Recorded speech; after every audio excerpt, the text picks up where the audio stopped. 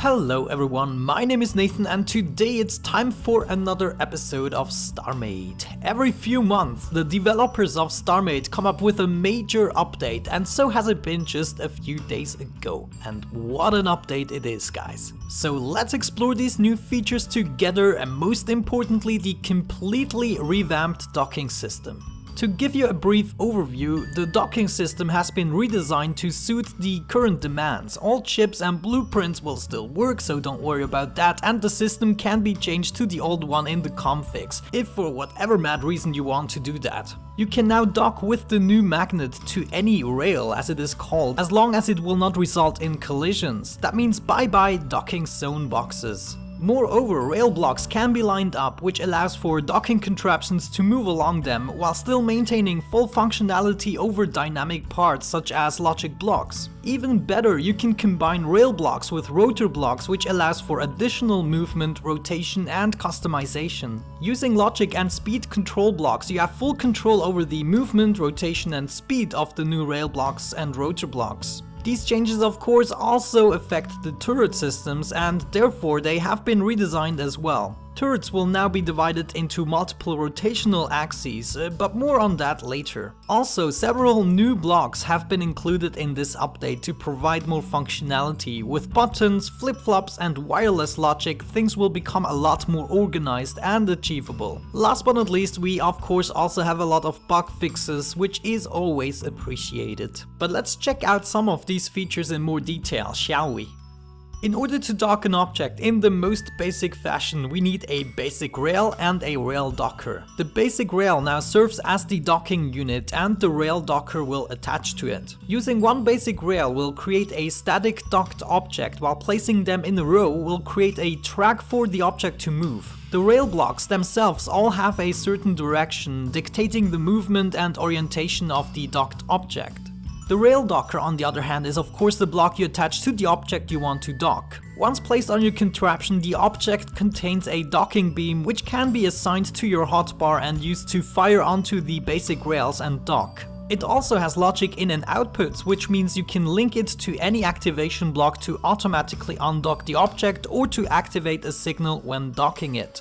To accomplish a proper rail track, you will need rail rotators to make turns. Now you can make turns without the rotator blocks by just making sure that the basic rails are facing into the correct direction, but your docked object will only turn with the curve if you apply the rotators. By default, the rotation will be 90 degrees, but you can fine-tune it by using activation blocks. Each activation block connected to the rotator will increase the rotation by 45 degrees, up to 9 activation blocks in order to make it spin constantly. There's also a certain degree of manipulation you can force onto the rails by placing an activation block next to a basic rail and then connect this activation block to the rails you want to manipulate. It will override the connected rail settings and apply the settings of the rail next to the activation block. But it gets even better here. The rails not only have this input method, they actually also have an output. This essentially means they will enable activation blocks placed next to them as soon as the docked object moves above it, and deactivates again when it's gone.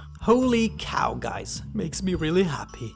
Now the rail speed controller, on the other hand, is what we want to use to control the movement speed. Also here we control the speed using activation modules, but contrary to the amount of blocks, it is the ratio which is important here. So if you have two activation blocks, one is enabled and the other disabled, you end up with a 50% ratio of activated modules, as a result of which the object will move at 50% of its potential speed. Or if you have 4 activation modules, 3 of which are active, your object will move at 75% of the maximum speed. So if you want to save materials, try to go for the lowest amount of activation blocks required to achieve your desired ratio. Important is also that you connect all rails up with the rail speed controller, and also very important is that mass actually has an influence on your maximum speed, which makes bigger objects a lot slower to move. Okay, now that we have a better understanding of this new docking system, let's also check out the influence on the turret. The new rail turret works with a 2-axis system. The first one is the turret basis. It can only be moved horizontally, which means it can rotate left or right. The second axis is the turret's barrel, which can move vertically, allowing for up and down movements. This essentially allows for a completely free movement without the glitchiness we're used to from previous systems. Beware though that the new system also checks for collisions with ships and entities, limiting your movements accordingly. Of course, also your standard AI will work with the new system and even reset the turret's position to the default after a few minutes out of combat. And to make this even more awesome, power and shields will be shared with the docked objects and don't require self-sustaining systems in that regards. Absolutely gorgeous system. Guys, you can see this update is kind of crazy, one that you can really look forward to exploring in more detail. This literally opened up a whole new chapter of content we can launch in this series. Oh guys, I have to say this is by far the best update for me so far. I mean, there have been a few great updates, but this changes everything completely, at least in my mind. I have been waiting for a possibility in order to push blocks around. There's just so much stuff we can do now. I'm so excited. Now, just to give you a little taste in today's episode, we're not gonna drag on for too long today. I've been at it for hours just to put these things together you've seen in the first part of this video. But still, I did have the opportunity to play around with stuff a little bit and just get a few basic concepts out of my head. Now, one of the first things, and of course something that I have been anticipating for a long time, is doors that will actually open properly, such as this one.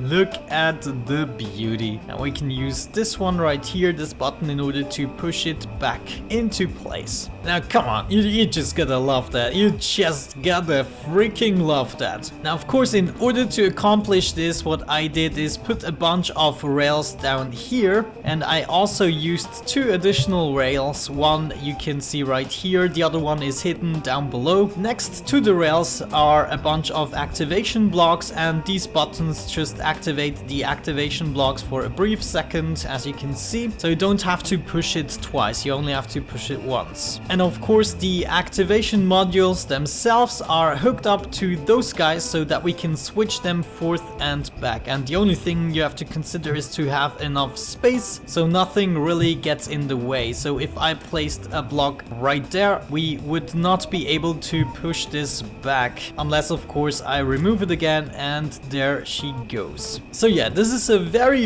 easy and basic concept, but it looks a lot better than what we have on the mothership. And guys, you know what I'm gonna do? I mean, we have nice effects going on, but things can go a lot more crazy now.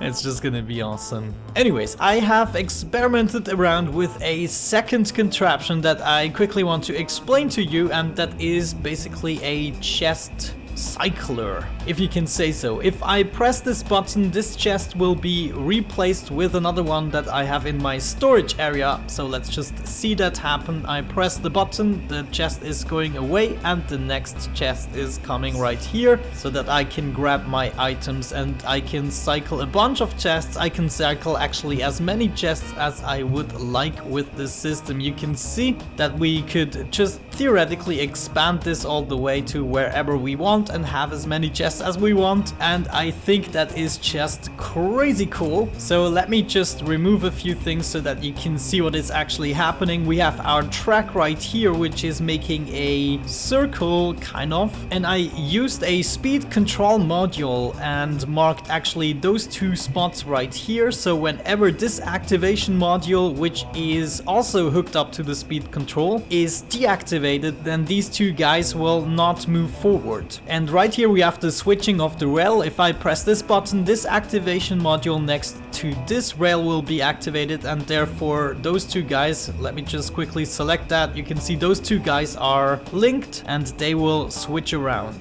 So we can just quickly test that. There we go. It will go into this direction, and this guy is responsible for the opposite. So now what happens when I press this button is this activation module will be activated for a very brief moment, and it will actually switch the rails so that my chest is going backwards, and at the same time it will also activate this block right here, so those 2 guys will move forward as well. A third signal will be going into this delay block, which is gonna activate or deactivate, in our case, this signal. So as soon as those guys have been moved away and another guy is coming in, it will stop again. And the second signal from this delay block is going into yet another delay block, which is then switching these two rails backwards. So yeah, that is all that is happening. Let's have a look at that once again from right here. We're gonna activate this and there we go. Isn't it just beautiful? And that is just, I mean, it's a simple contraption, but guys, so many things are gonna be possible. I cannot even tell you. Oh yeah, just look at that. I just freaking love it. So yeah, I know this episode is a little bit short, but I put a lot of effort into the update notes to make everyone aware of what is actually new and explain it a little bit. But you know what, with these new systems, I cannot wait another week, so I will promise you another episode very soon. And what you can do in order to speed it up even more is give me great suggestions what we could do, like robotic arms using the turret movements, the new mechanics, some cool conveyor factories, whatever you can come up with. Now so many more things are possible and I want you guys to give me all the ideas. I will note down everything that is of interest to me and we are just gonna go crazy logic wise. This is a revolutionary update, trust me guys. Even better than I anticipated. We're gonna have so much fun. So yeah guys, provide me with cool ideas and I will try to come up with another episode in 3 to 4 days instead of a week. So you get like an extra episode out of this, but we do have to experiment around with a few ideas. We just cannot wait a week. Anyways guys, I hope you are as excited as I am about this update. Thank you so much for watching, have a great time and hopefully I'm going to catch you in the next one. Bye bye.